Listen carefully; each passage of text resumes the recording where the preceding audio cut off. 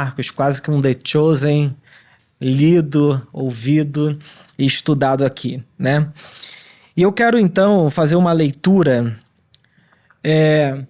calma desse texto que eu vou ler aqui, fazer uma explicação e depois fazer algumas aplicações pra gente, tá? Marcos capítulo 6, onde que Jesus está, de onde ele está vindo, o que que aconteceu nesse momento aqui. Bom, na semana passada a gente ouviu e conversou, né, sobre a cura que Jesus faz de uma menina chamada Talita, né, Talita Cumi. Jesus levanta ela e no meio do caminho tem uma mulher com fluxo de sangue. Jesus cura as duas pessoas, né? Então Jesus ele está mudando de região e voltando para sua terra natal, digamos assim, que é a cidade de Nazaré, que existe até hoje em Israel, né? E aí, quando a Bíblia diz, e é muito interessante, logo no verso 1, que Jesus deixa a região onde ele estava e vai então para Nazaré. Nazaré fica ao norte de Israel. Nazaré é uma cidade da periferia, digamos assim, com relação a Jerusalém. Jerusalém é a capital, onde está o templo, onde está o sacerdote, onde está a elite intelectual, espiritual, jurídica da época de Jesus. Nazaré tem uma passagem na Bíblia de Natanael perguntando: pode vir alguma coisa boa de Nazaré? Então Nazaré é um lugar assim que ninguém esperava muita coisa de lá.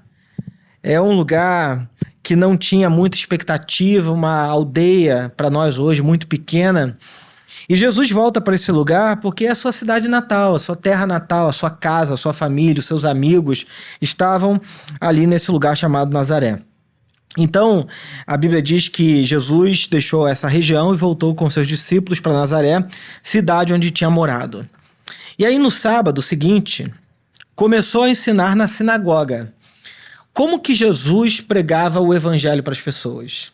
Ele não ia na rua o tempo todo e pregava. Então ele ia numa sinagoga. Sinagoga é a casa do livro, é a casa onde se estuda a Bíblia. E lá na sinagoga ele discutia, conversava a respeito da lei de Moisés e sobre ele, sobre o ministério dele, né? Essa era a maneira que Jesus pregava. E muitos do que ouviam se admiravam e perguntavam: de onde vem tanta sabedoria e poder para realizar esses milagres? Não é esse o carpinteiro, filho de Maria, irmão de Tiago, José, Judas e Simão? Suas irmãs moram aqui, entre nós. Então muita gente nem sabe que Jesus tinha irmãs, mas Jesus tinha um monte de irmão e irmãs também. Isso aparece aqui no Evangelho de Marcos. E sentiam-se muito ofendidos. É muito interessante essa dinâmica de como é que, por um lado, eles ficavam lá admirados do que Jesus fazia, dos milagres, da capacidade que ele tinha de pregar, de ensinar e, por outro lado, transformar a vida de uma pessoa. Mas, por outro lado, o texto bíblico diz que essas pessoas, que imagina, Jesus chega em Nazaré, ele cresceu lá, uma parte da vida dele foi lá, então ele deve ter chegado naquela cidade e falado: ih, o filho de Maria chegou aí. Todo mundo conhecia ele. É como se hoje, eu cresci em Realengo, né, subúrbio do Rio, Zona Oeste, é como se hoje eu chegasse na vila, que eu morei durante 17 anos da minha vida toda lá, e encontrasse os meus amigos lá, o Léo, o Márcio, o Fabinho, chegasse lá e de repente eu me tornei, digamos assim, uma figura importante. Todo mundo fala: ué, o que aconteceu? De onde que ele está tirando essa autoridade? De onde que ele está tirando essa capacidade toda de fazer o que faz? E a Bíblia diz que esses amigos dele se sentiam ofendidos pelo fato dele ser e ter se tornado alguém diferente das pessoas que estavam lá. Provavelmente, quem já viveu essa experiência, eu sei que algumas pessoas aqui viveram essa experiência de sair do lugar de nascença, da sua casa, e aí foram trabalhar, construir um monte de coisa, fizeram um monte de coisa, e de repente quando você chega lá, você percebe que tem pessoas que continuaram lá a vida toda, continuam morando naquele lugar, continuam vivendo a vida daquele lugar. E aí você chega e fala assim: caramba, eu mudei tanto e parece que algumas coisas são do mesmo jeito, é da mesma forma, tudo parece permanecer no mesmo lugar. E a Bíblia diz que eles se sentiram ofendidos com isso, essa mudança que Jesus está vivendo. Verso 4 diz: então Jesus lhes disse: um profeta recebe honra em toda parte, menos em sua cidade e entre seus parentes e sua própria família. Lembrem-se que provavelmente ali devia ter primos, pessoas que eram parentes de Jesus, né? Tinham irmãs e irmãos ali dele. Então Jesus está dizendo, provavelmente lembrando dos profetas do Antigo Testamento, por exemplo, Jeremias, que profetizou para os seus amigos, para os seus irmãos. O que faziam com Jeremias quando ele profetizava? Tacava dentro de cisterna. Ninguém acreditava em Jeremias, ninguém confiava em Jeremias. As pessoas não davam credibilidade a uma pessoa que cresceu ali. Essa é a verdade. Então, Jesus está falando, um profeta recebe honra em toda parte, menos em sua cidade, entre seus parentes e a sua família. Então, a família, que deveria ser, digamos assim, um contexto que acolhesse, que incentivasse, que amasse, Jesus está dizendo, às vezes a nossa família se opõe ao crescimento, à expansão do evangelho, né?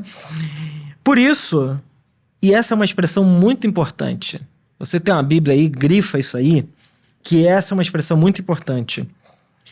Jesus está dizendo, por isso, quer dizer, Marcos está dizendo, né? Por isso, ele não pôde realizar milagres ali. Por isso, ele não pôde realizar milagres ali, exceto pôr as mãos sobre alguns enfermos e curá-lo. Isso aqui nos ensina uma coisa teológica importante. Deus tem todo o poder? Tem. Ele tem capacidade de criar céus e terra? Tem. Mas o que o texto bíblico está dizendo é que onde não há fé, onde não há confiança em Deus, onde não há credulidade, a Bíblia diz que Jesus não pôde realizar milagres ali. É como se a nossa incredulidade, a falta de fé, a desconfiança de Deus produzisse uma barreira para a ação de Deus. Então Deus não é alguém que invade e faz o que ele quer. Às vezes ele faz. Tem vários momentos que Deus faz o que quer e ponto final e ninguém nem discute isso. Mas existem momentos na vida dessas pessoas que Jesus, ele não realiza milagres, ele não pôde realizar, essa expressão é forte, né? Ele não pôde. Não é que ele não quis, ele não pôde por conta da incredulidade daquelas pessoas. Bom, e ficou admirado com a incredulidade daquele povo. Ele fica admirado. Ele não só não realiza, ele fica assim... Como é que essa gente é tão incrédula, é tão fria, é tão dura, com o coração tão fechado para isso que eu estou fazendo? A gente está falando de um tempo que não tinha SUS. Ficou doente, vai no SUS, toma... Não tinha SUS. Não tinha Albert Einstein, não tinha Quinta Dor, não tinha hospitais bons. Você imagina o que é uma pessoa doente, ferida, quebrada, incapaz, ainda assim se achar na condição de não precisar de ajuda de Jesus. Isso mostra pra gente que a incredulidade não é uma exclusividade de ricos e abastados, mas também de pobres e pessoas que não têm muitas condições na vida. A incredulidade de Nazaré é uma coisa impressionante. A cidade onde Jesus nasceu não confiava nele. E esse texto nos fala sobre uma coisa que mexe muito com a gente, que é muito difícil de lidar, que é a desonra, que é essa capacidade das pessoas não reconhecerem a ação de Deus na nossa vida. A desonra é um solo em que nada bom pode brotar. A desonra é um solo que nada bom brota.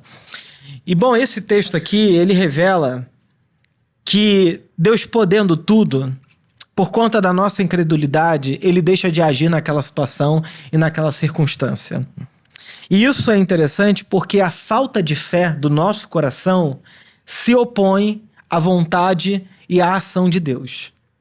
A nossa falta de fé, a nossa falta de confiança em Deus se opõe à ação de Deus em nossas vidas.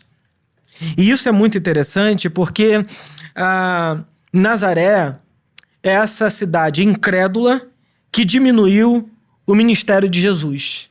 Ela falou que Jesus é o cara conhecido. Por que eu vou dar crédito para esse cara?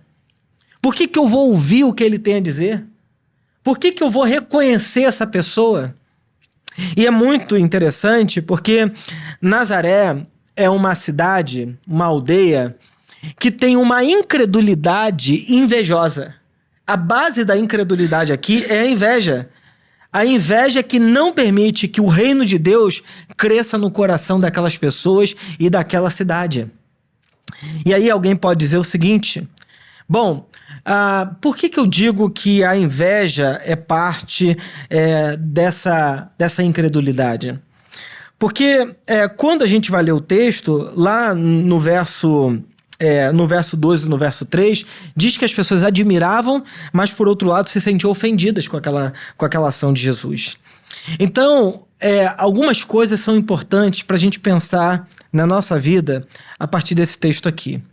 Se a gente quiser ver crescer o reino de Deus entre nós, ver os sinais do reino presente entre nós, ver a ação de Deus acontecendo na nossa vida, ver Deus agindo, atuando, se movendo, a gente precisa, pelo menos, fazer 3 coisas como Jesus ensina aqui pra gente.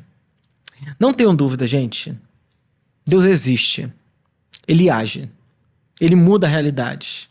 Ele transforma pessoas. Ele liberta pessoas. Ele cura pessoas. Ele faz coisas extraordinárias. Mas o que esse texto está dizendo é que a gente pode se tornar um coração árido, um solo rígido, para a ação de Deus não acontecer dentro da gente. Então, a gente precisa de 3 coisas. Primeiro, a gente não pode, de maneira nenhuma, investir, insistir em ambientes e relações de inveja. Nós não podemos permitir isso com a gente. E é interessante que o que é inveja? A inveja vem do latim, essa palavra, que é invidere, é você não enxergar. O invejoso, ele se torna cego, tanto é que na cultura popular a inveja está associada a olho gordo, a mal olhado, a coisa desse tipo, né? Então a inveja é não ver. Só que, bom, eu sou psicanalista. E como psicanalista, a gente descobre que a inveja, ela te torna cego, não só para enxergar e perceber as coisas boas que a outra pessoa faz, mas ela te torna cego para enxergar as suas próprias coisas, né?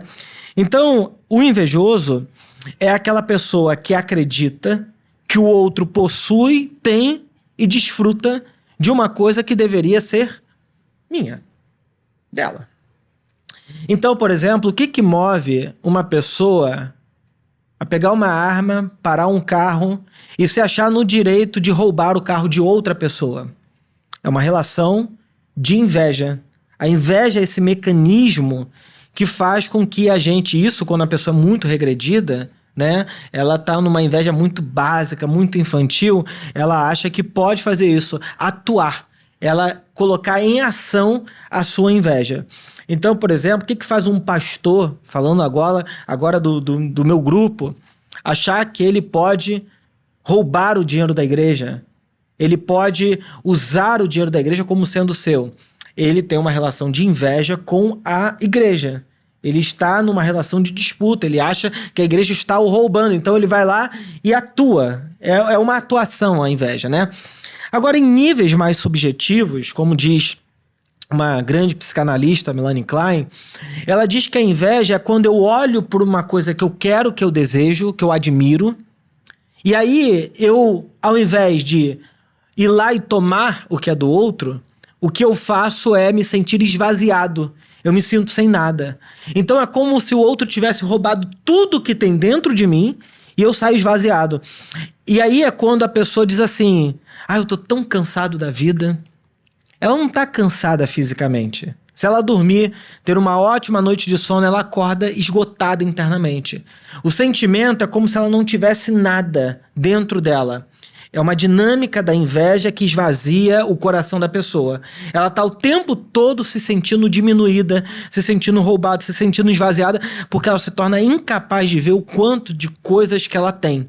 que ela construiu, que ela possui. Ela está o tempo todo nesse sentimento de vazio, de cansaço, de esgotamento. E a inveja é um sentimento voraz, né? Porque lidar com o invejoso é muito difícil, porque você pode dar, ser generoso, e aquela pessoa diz, mas não é suficiente. Porque a inveja, ela tem uma voracidade que deixa com que quem se doa para o invejoso se sinta vazio, esgotado e pense o seguinte, eu nunca tenho o suficiente para dar para ela, né? E é interessante que esse texto aqui fala de uma relação de inveja com Jesus. Porque lá no versículo 2 diz o seguinte, no sábado seguinte começou a ensinar na sinagoga e muitos do que o ouviam se admiravam e perguntavam de onde vem tanta sabedoria e poder para realizar esses milagres. Então a inveja nasce desse olhar, em primeiro lugar, da admiração. Toda inveja nasce de uma admiração. Então ela olha e diz, caramba, da onde que vem tanto poder para realizar o que ele faz? Mas só que o verso seguinte, lá no final, diz, e sentiam-se muito ofendidos. Então o que produz no coração do invejoso? Uma ofensa, um agravo, um peso, um esvaziamento. A grande questão é, o que Jesus faz diante disso? Aí que está o ponto para a gente pensar.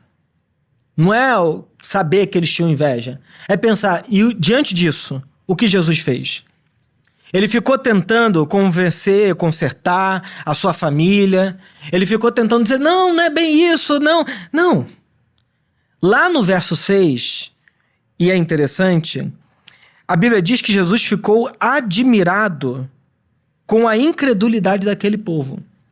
E aí, logo no texto corrente aí, ele vai dizer o seguinte, então Jesus percorreu diversos povoados ensinando aos seus moradores. Ele não gastou tempo com o pessoal de Nazaré. Ele percebeu a incredulidade deles, ele percebeu que aquelas pessoas não estavam ali dispostas a ouvir, a aprender, a crescer com o que Jesus está ensinando. E ele diz, bom, já que aqui não é um solo que vai produzir nada, eu não vou ficar mais gastando tempo com essas pessoas. E esse aqui é um princípio muito importante para a gente. A gente não deve investir, não deve gastar tempo em pessoas que produzem e que se relacionam com a gente de maneira invejosa. Não dá para consertar o invejoso. Não dá. A Melanie Klein, ela é muito interessante, né? Essa psicanalista grande, de tradição inglesa. Ela diz que todos os sentimentos têm uma função boa para ele. A agressividade. A gente pode pensar, o agressivo pode brigar com todo mundo na rua. Mas a agressividade faz você acordar de manhã, resolver a vida, resolver problema, trabalhar. A agressividade te movimenta. A raiva, a tristeza tem aspectos positivos. Mas ela diz, a inveja, ela não produz nenhum sentimento bom. A inveja é o único sentimento que não tem como resultado uma coisa boa. A inveja. Então, a gente tem que cuidar muito e ter uma clareza para que a gente não caia e não tente resolver relações de inveja, porque são insaciáveis. Jesus está dizendo, Nazaré admira. Porque o invejoso admira, ele fala, nossa, como você é legal, você é bom, você é maravilhoso, você é isso. Ele admira. O problema é que essas pessoas nunca vão investir nesse relacionamento, não vão comprar suas ideias, não vão te apoiar, não vão ser parceiros para a vida. Porque o invejoso, ele admira e sabota. Ele admira, mas não se engaja. Ele admira, mas não se envolve. E isso é muito difícil, porque parece uma coisa ambígua. A pessoa diz, mas eu gosto tanto de você, e por outro lado ela te sabota o tempo todo. Não dá para manter esse tipo de relação. Tem que cortar, tem que acabar. É o que Jesus fala, ele foi percorrer outros povoados e ensinar outros moradores. Acabou, não tem como, Nazaré não tem jeito. Às vezes a gente tem que fazer isso, dizer, tem lugares que não tem mais o que fazer. Porque senão a gente vai cair numa onipotência de achar que dá para resolver a vida de todo mundo. E não dá. A segunda coisa que esse texto nos ensina é que a gente precisa sair das relações que nos desonram. Relações de desonra não servem pra gente. Jesus, ele não recebe honra nem da sua família Da família dele, pessoas que cresceram com ele, e nem do seu povo. Do seu povo, ele pode até dizer, pô, tudo bem, entendi, povoado, amigo, colega, beleza. Da família, pois é, a família é um território espinhoso. Por mais que a gente diga, eu amo minha família, se a gente não cuidar, ela se torna um empecilho pra gente.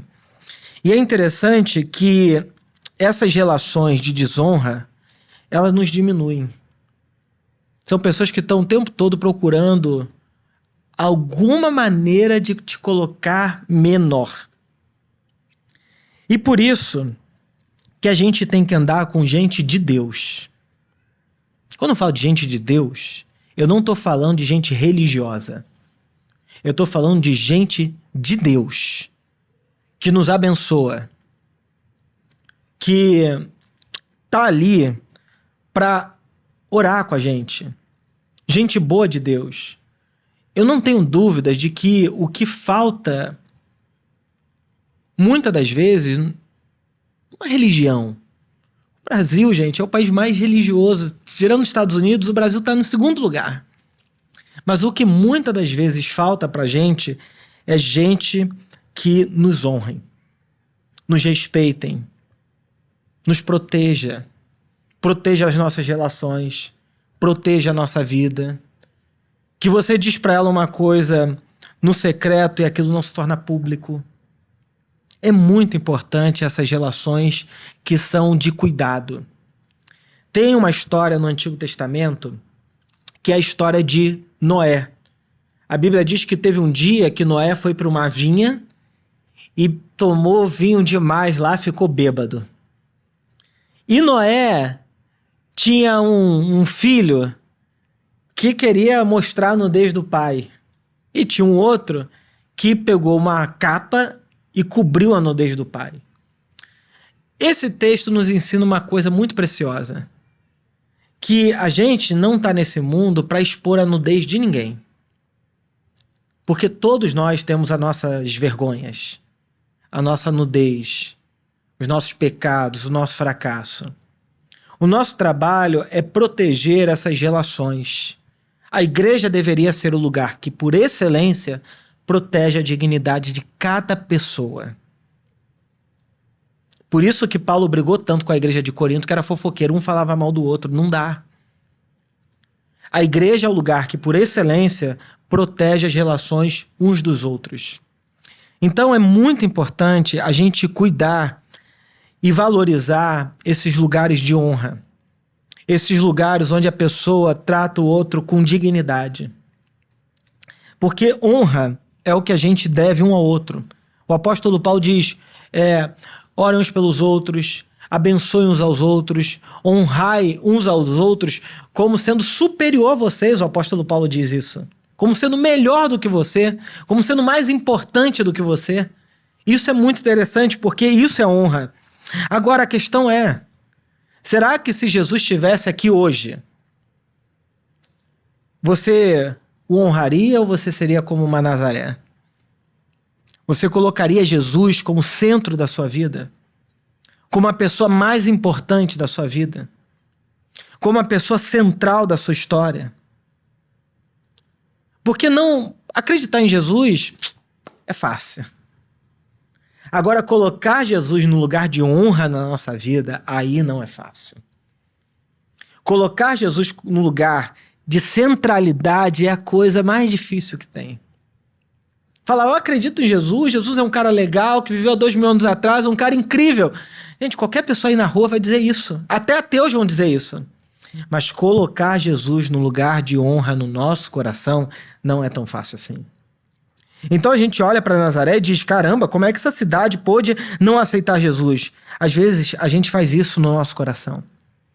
Quando a gente não busca em primeiro lugar o reino de Deus e as suas coisas. Quando a gente não coloca Jesus Cristo como o Senhor, o centro, o cerne, o foco principal da nossa vida.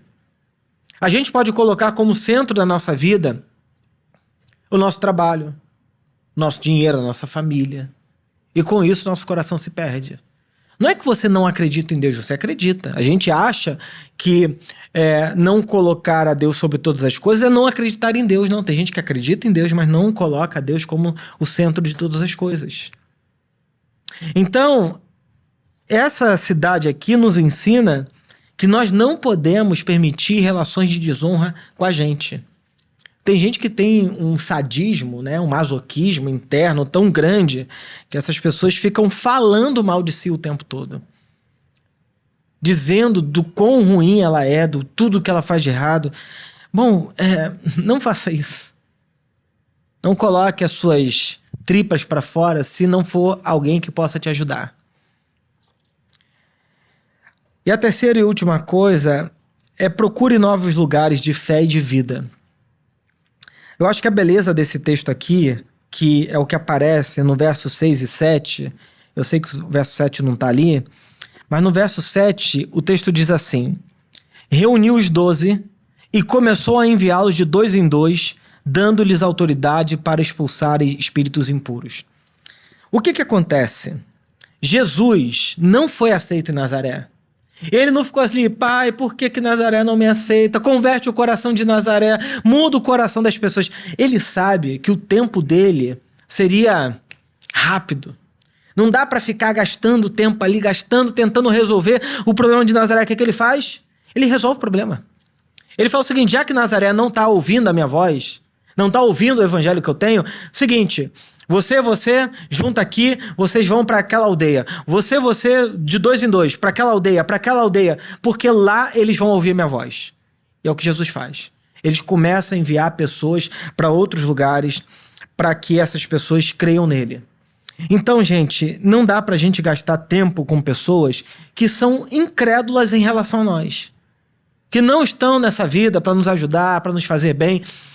E por mais triste que isso seja, às vezes, isso acontece em relações familiares. Às vezes, isso acontece dentro de casamentos. Às vezes, isso acontece na relação de pais e filhos. Às vezes, isso acontece na relação de amigos. Qualquer ambiente que não nos estimule a fé é um ambiente que está fadado ao fracasso. É um ambiente que não nos desafia, que não nos coloca nessa vida em marcha, sabe? Andando, caminhando, fazendo a vontade de Deus. Por isso, se você tem uma missão, se você tem um trabalho, e de repente você chegou num lugar e percebeu que ali tem uma porta fechada, não desista da sua missão, do seu trabalho, porque encontrou uma porta fechada. Procure outras portas. Vá para outros lugares. Mude o caminho, mude a direção. Pare de insistir com gente que não está te ouvindo. Essa é a única maneira da gente continuar vivendo bem a nossa vida.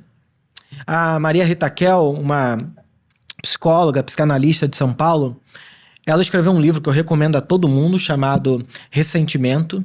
Eu acho que todo mundo deveria ler esse texto, porque é um texto, tanto é que ganhou o prêmio Jabuti, 2010, né? E nesse texto, a Maria Rita Kel fala que o ressentido, usando Nietzsche, é a pessoa que não foi à guerra e vive reclamando, dizendo: por que eu não fui à guerra? Por que eu não vivi o que eu deveria ter vivido? Por que eu não fiz o que eu deveria ter feito? Ela se, digamos assim, se esconde atrás do que ela deveria fazer, não assume a própria vida, não assume a própria história e fica ressentindo. Ela fica naquele lugar de eu fracassei, mas sem ter lutado. E ela diz: quem luta, quem briga, quem sai de Nazaré e vai para outro lugar, quem decide, quem toma a decisão, ela diz, pode sair perdedor. Perder é melhor do que não lutar. Ela diz, quando você vai à luta e perde, você sai perdedor, mas nunca ressentido. O ressentido é aquele que não foi à luta e reclama de não ter ido à luta e não ter feito nada. Tanto é que na vida, as coisas pelas quais você brigou, você pode dizer assim, caramba, eu briguei, deu errado, não foi bom, devia ter feito diferente. Mas você pode mudar de caminho, você pode mudar de cidade, usando a analogia do texto. Mas quando você não enfrenta, você fica, mas eu não vou mexer nisso, eu não vou fazer isso, não vou fazer aquilo. O que acontece? Ressentimento. A pior dor é aquela dor de dizer o seguinte: eu deveria ter feito e não fiz. Eu deveria ter tomado a decisão e não tomei. Ressentimento. Agora, Jesus não é um cara ressentido. Jesus é um camarada que é assim, eu acho que se eu vivesse no tempo de Jesus, devia ser brabo lidar com ele. Porque é um cara que não tem medo de nada. Nazaré ficou ali e Jesus fala que esse povo é muito doido, então vamos para outra cidade. Vamos para outra cidade. É um camarada que não tem medo de Herodes, não tem medo do Sinédrio, não tem medo de religião, não tem medo de ninguém. Vai vivendo a sua vida a despeito de qualquer coisa. Se senta na mesa com prostituta, reconhecer, todo mundo sabia que era prostituta. Jesus está na mesa com eles. Publicano, pecador. Você imagina a cabeça, gente, daquelas pessoas. Jesus colocou de cabeça para baixo a cabeça de todo mundo, e essa é real. É você pensar no Rio de Janeiro, me desculpe a analogia, mas é uma coisa mais ou menos assim, você pensar em sentar miliciano, bicheiro, entendeu? É muito doido para nossa cabeça, é muito doido ver que Jesus pregava para essas pessoas, estava junto com elas. Mas exatamente isso, ele não está se ressentindo, ele sabe que a mensagem que ele tem é uma mensagem de vida. E se alguma daquelas pessoas ouvissem e crescem nele, a vida delas seria mudada. Por isso que para todos nós aqui, você precisa de lugares de vida e de fé para você. Eu já falei isso várias vezes. A gente tem que ter esse senso de comunidade, de igreja. A gente não pode abrir mão disso que faz tão bem a nossa alma, que é a comunidade, a igreja. Estar aqui na Viva, fazer com que o domingo seja um dia prioritário para você. Ter ambiente de oração. Gente, eu quero abrir mais uma Casa Viva. Se alguém não sabe disso, deixa eu dizer publicamente aqui. Eu quero abrir mais uma Casa Viva. Hoje a gente se reúne na casa da Vanusa toda terça-feira. A gente tem que ter mais uma. Sei, Flamengo, Copacabana, sei lá, qualquer lugar. A gente tem que ter mais uma. E por quê? Porque a gente tem que ter mais pessoas ouvindo o Evangelho. Essa boa notícia. E é um evangelho sem as afetações da religião, sem esquisitismo, sem coisa maluca, um evangelho centrado em Cristo, no que ele falou pra gente. E isso abençoa a vida de tantas pessoas. Abençoa a minha vida. Eu sou cristão há muitos anos. Eu faço parte de igreja, eu leio essa mesma Bíblia, não essa aqui, pretinha não, essa aqui é nova. Tem uns 2 anos essa aqui. Mas eu leio a mesma Bíblia há muitos anos. Eu li esse livro todo aqui, de capa a capa, pelo menos umas 13 vezes da minha vida. O Novo Testamento eu li, sei lá, umas 30 vezes. Na minha vida, eu li. Eu lia todo ano a Bíblia 4 vezes, pelo menos. Todo ano. Durante a minha adolescência toda. Esse livro aqui, se ele não foi acompanhado da minha vida, se eu não for o livro que as pessoas vão ler, o livro que as pessoas se relacionam, isso aqui não vai dizer muita coisa para elas. Por isso que a gente precisa de comunidade. Espaço de relacionamento, de fé, onde as pessoas possam ser autênticas, possam ser elas. Mas de vez em quando alguém não está disposto a aceitar o evangelho, eu também não estou ali para ser o salvador dela. Eu tenho que sacudir a sandália do meu pé e dizer, tem mais cidade para pregar. Tem mais pessoas para ouvir. Tem mais gente que precisa dessa boa nova. Então, gente, a palavra de hoje é uma palavra, por um lado, dura em alguns aspectos, assim, de exortação, mas por outro lado, de vida pra gente. Então não insista em ambientes e relações de inveja. Sai fora. Pula fora. Saia de relações de desonra. Gente que te trata mal, fala mal de você, te critica. Sai fora.